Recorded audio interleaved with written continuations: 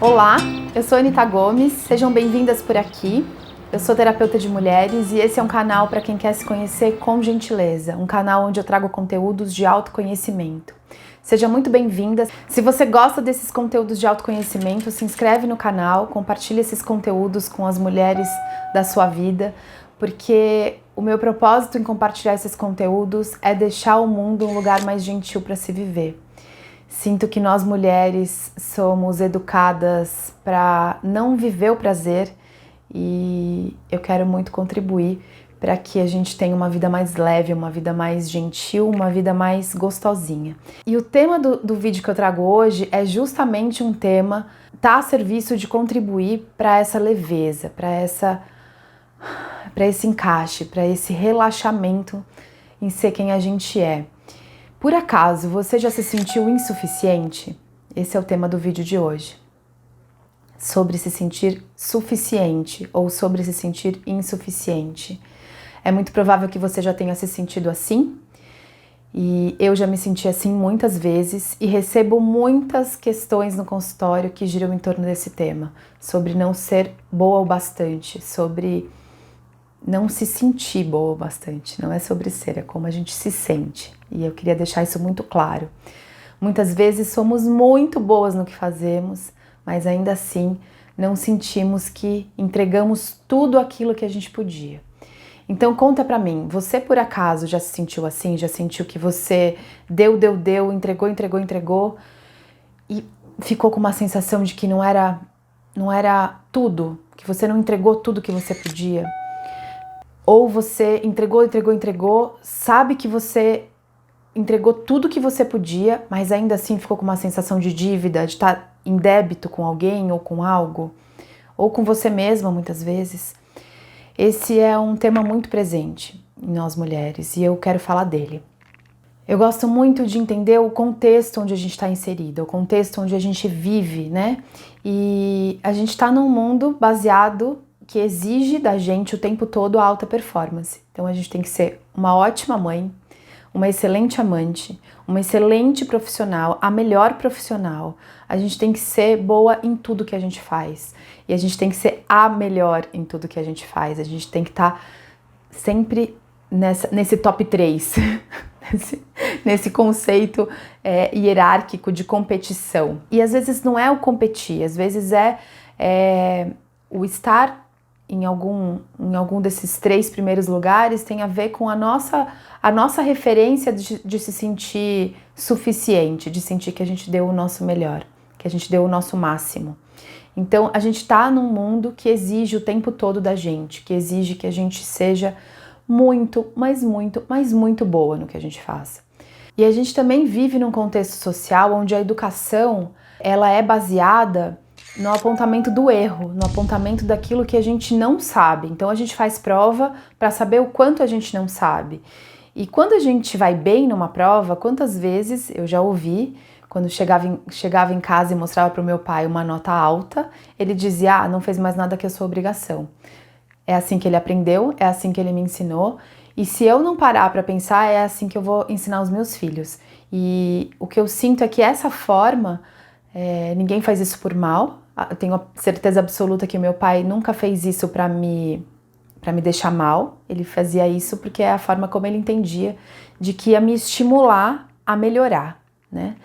E eu sinto que esse momento, essa forma de viver, onde a alta performance está sempre no centro das nossas relações, ela precisa ser revista, porque ela está adoecendo as mulheres, os homens, as crianças, estamos todos adoecendo por conta desse alto nível de exigência. Por isso que eu quero trazer esse vídeo, porque eu acredito num mundo de pessoas felizes, onde a gente pode sim construir um mundo de pessoas que podem relaxar em ser quem são, que elas não precisam ficar sentindo que estão em dívida só por elas serem quem elas são. E eu quero trazer aqui formas muito práticas e simples para você começar a olhar para esse tema na sua vida e ver se você começa a relaxar um pouquinho e perceber que talvez você já é muito incrível e que você entrega muito e que talvez isso seja o suficiente.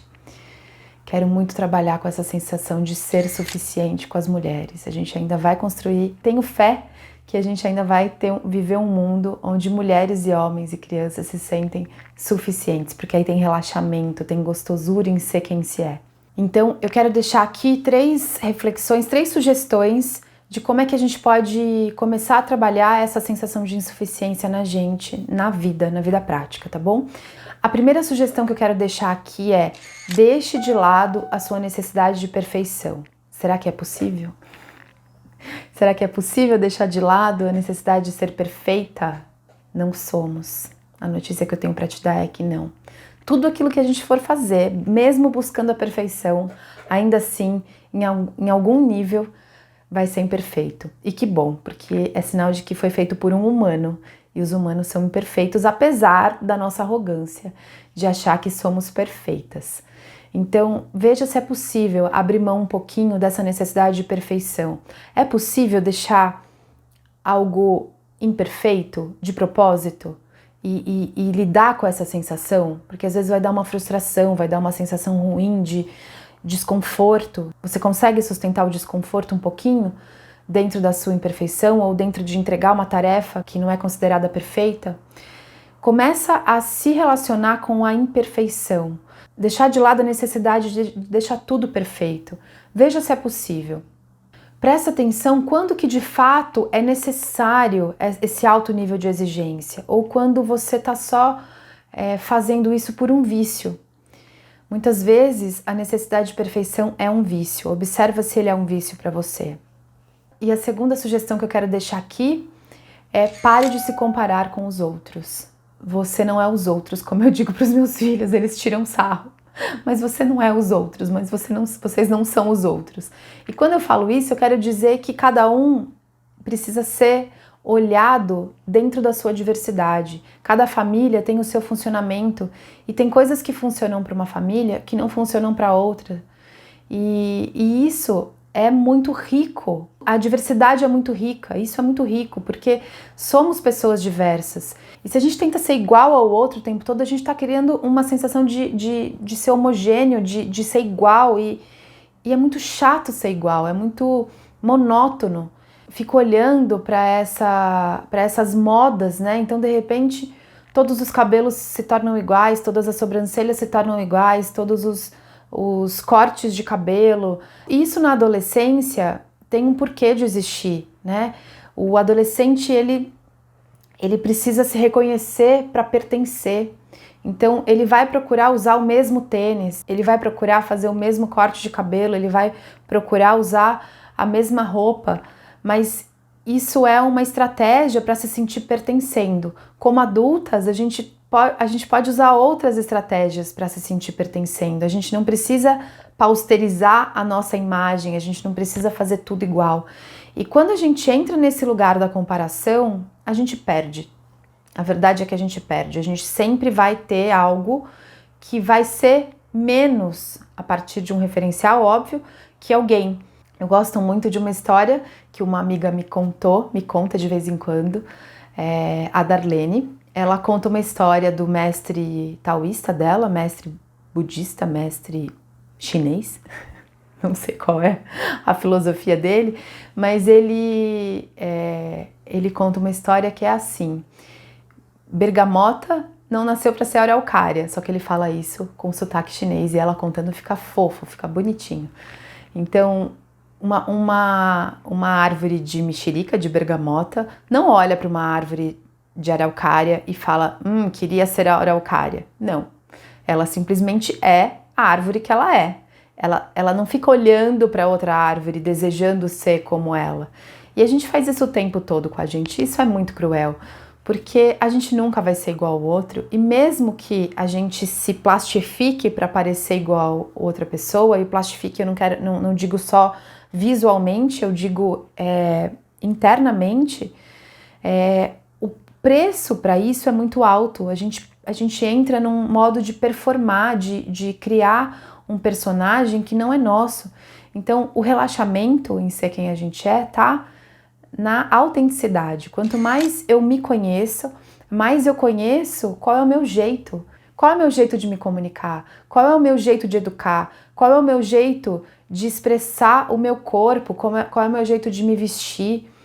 E qual é a beleza disso? Procura essa autenticidade em você. Faz essa pesquisa, como é que é para você? Qual é o seu jeito? Isso é tão gostoso de descobrir. E é um processo de descoberta. Hoje a gente tem muitas formas de fazer essa descoberta. Seja nos alimentos, às vezes a gente come alimento por hábito, porque a nossa mãe cozinhava esse alimento, mas será que eu gosto desse alimento mesmo? A gente usa roupas que muitas vezes a moda impõe ou o próprio ambiente de trabalho nos impõe. E será que são as roupas que genuinamente me expressam, que contam sobre quem eu sou? A imagem que eu gosto de trazer para o mundo? Enfim, são investigações muito gostosas de fazer, mas a sugestão é: pare de se comparar. Essa é uma sugestão rica, e que quando a gente consegue olhar para o outro sem essa comparação, a gente não só ganha, como a gente ganha um olhar apreciativo também para a beleza do outro, para aquilo que é genuíno no outro, autêntico no outro. Então essa é a segunda sugestão que eu queria deixar aqui. E a terceira sugestão que eu quero deixar é: ouça as vozes que falam dentro de você. Quando você ouvir uma voz dentro da sua cabeça soprando que você é insuficiente, para um pouquinho e veja se você consegue identificar de quem é essa voz. Essa voz ela é sua realmente? Ela é da empresa que você trabalha? Ela é de uma chefe ou de um chefe? De um líder que passou pela sua vida? Ela é do seu pai? Ela é da sua mãe? De quem é essa voz? Quem está falando dentro da sua cabeça? Nós somos um bocado de vozes que ficam o tempo todo soprando. Ao longo da nossa vida a gente ouviu muitas coisas, muitas frases duras, muitas frases boas também, mas frases que nos compõem sobre essa sensação de insuficiência. Então observa, identifica de quem são essas vozes. E se você identificar, essa frase aqui quem dizia era a minha avó. Pega essa frase e devolve para sua avó. Faça um ritual interno. Devolve essa frase para sua avó. Fala: avó, muito obrigada. Eu agradeço. Essa frase me compõe até hoje, mas a partir de agora eu quero seguir sem ela. Eu sinto que eu quero me experimentar. Como é que é viver sem essa voz? É possível? E aí você devolve essa voz para sua avó, agradece e toma a sua força nas mãos, a sua capacidade de atuar no seu caminho, na sua vida, de criar suas próprias frases, de criar frases que contribuam para a expressão da mulher que você é, para a expressão do seu poder, para a expressão da sua luz. Ouvimos muitas vozes automaticamente, sem saber de quem elas são, e a gente vai reproduzindo isso. E para quê? A gente pode atuar, a gente pode fazer algo para mudar. E esse é o convite que eu queria deixar para a gente encerrar. Se eu continuo fazendo tudo igual, eu vou continuar tendo os mesmos resultados. Se tem algo que não tá bom na minha vida, eu preciso fazer algum movimento, mesmo que seja um pequeno movimento, de mudança, porque aí eu vou colher resultados diferentes, senão eu vou continuar tendo os mesmos resultados no futuro. Então, quais são os resultados que você quer para o seu futuro? E resultados, eu não digo metas, eu não digo números, eu digo qual é a sensação que você quer ter no seu corpo daqui a um tempo.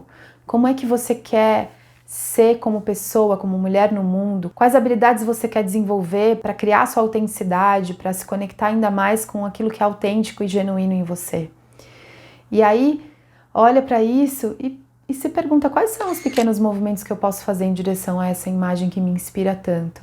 Mas pequenos movimentos que eu sustente, que eu faça e sustente ao longo dos dias. Porque senão às vezes eu coloco metas altas demais e vou abrindo mão e não consigo sustentar. E aí esse lugar fica longe, cada vez mais longe. Então, recapitulando, deixe a necessidade de perfeição de lado. A segunda, pare de se comparar. E a terceira, identifique as vozes que falam dentro de você e devolva essas vozes para os seus donos. Essas são as 3 sugestões que eu queria deixar aqui hoje. Observa, olha, me conta como é que você ouve o que eu falo, como é que reverbera dentro de você esse vídeo. Você fica incomodada? Você fica com raiva? Você gosta de ouvir? O que você sente quando você me ouve? Conta aqui pra mim nos comentários. Isso é muito legal pra gente saber onde é que estão as nossas resistências. Nossa, quando a Anitta fala essas coisas me dá até raiva. Sinto vontade de sair correndo, não quero nem ouvir o que ela tem pra dizer. Ou quando a Anitta fala essas coisas, nossa, me inspira, me dá uma vontade de viver isso, nossa, mas eu não sei nem por onde começar. Se você não souber por onde começar, me manda uma mensagem, eu posso te apoiar nisso.